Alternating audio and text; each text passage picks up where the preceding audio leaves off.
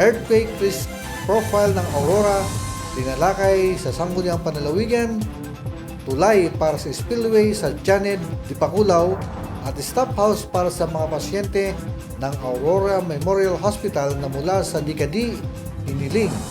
Sa detalye ng balita ni Lynn Robles. Sa ginanap na ika-16 na regular session ng 16th Sangguniang Panlalawigan nitong Oktubre 22, 2025, ipinisinta at tinalakay ni PDRRM Officer Engineer Amado Elson A. Igarge ang earthquake risk profile ng Aurora at ang estado ng kahandaan ng lalawigan sa pagtama ng lindol. Ito ay bilang tugon sa naging kahilingan ni Provincial Board Member Jennifer Aranya noong nakaraang sesyon. Ayon kay Engineer Igarge, sa kasalukuyan ay mayroong 2 identified active fault lines ang lalawigan na tumatawid sa 5 munisipalidad. Ito aniya ang Kasiguran Fault na tumatagos sa 2 barangay ng Dipakulaw, 5 barangay ng Dinalungan, 14 na barangay ng Kasiguran at 10 barangay ng Dilasag, at ang Gabaldon Fault na bumabagtas naman sa 4 na barangay ng Dingalan.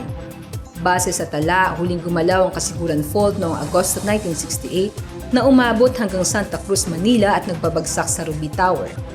Habang ang Gabaldon Fault ay noong Hulyo 1990 na nagdulot naman ng labis na pinsala sa lungsod ng Cabanatuan at Baguio.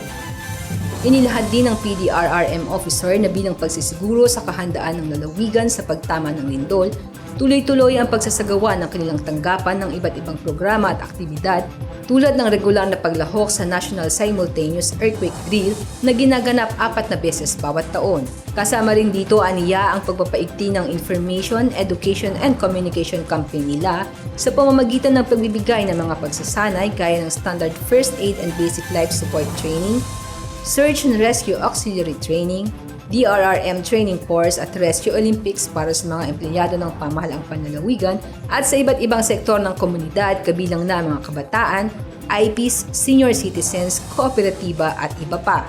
Bukod dito, saad ni Engineer Igarge, ay nakipag-ugnayan na rin ang kanilang tanggapan sa PHIVOLCS para sa paglalagay ng marka sa mga nabanggit na fault lines upang magsilbing malinaw at nakikitang babala sa mga residente at publiko sa mga panganib na lugar at gabay sa mga lokal na pamahalaan sa land use planning. Kaugnay nito, muling binigyan diin ni Bokal Mariano Tangson ang pagbalangkas ng maayos at angkop na budget plan upang masiguro ang pagsasakatuparan sa mga susunod na taon ng mga prioridad na programa ng pamahalaan tulad ng mga nabanggit ng panauhing tagapagsalita. Sa huli ay isang paalala at panawagan ng iniwan ni Engineer Igarge para sa lahat ng mga mamamayan sa lalawigan na makiisa, seryosohin at isapuso ang mga earthquake drills at pagsasanay na isinasagawa ng mga ahensya ng pamahalaan.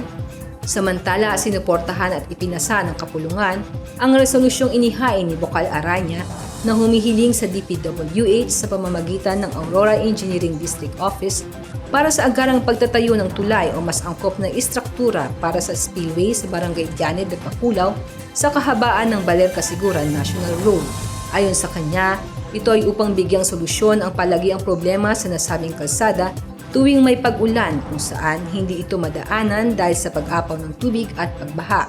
Kinatigan din ng 16th Sangguniang Panlalawigan ang panukalang resolusyon ni Bokal Mara Cayetano na humihiling kay Governor Isidro Galban na magrenta ng pansamantalang matutuluyan sa Baler na malapit sa AMH para sa mga pasyente mula sa Dikadi area at mga kaanak ng mga ito na nagpapagamot sa nasabing pasilidad, gayon din sa iba pang pagamutan sa bayan.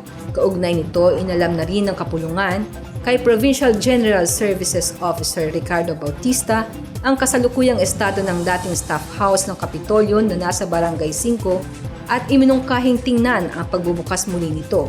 Ayon kina Bokal Pedro Ong at Sherwin Amatorio, malaking tulong ito sa mga kalalawigan mula sa Dikadi at Dingalan na kailangan magpalipas ng gabi o nangangailangan ng pansamantalang matutuluyan habang nasa Baler. Pumasa rin ang akdang kapasyahan ni kagananggalang Randy Salo na humihiling naman sa Aurora State College of Technology sa pamamagitan ng presidente nito na si Dr. Renato G. Reyes ng pagtatalaga ng courtesy lane para sa mga mag-aaral na IPs ng lalawigan. Ako si Lynn Robles para sa PGA in Action, all-out serbisyo ng Kapitolyo para sa publiko.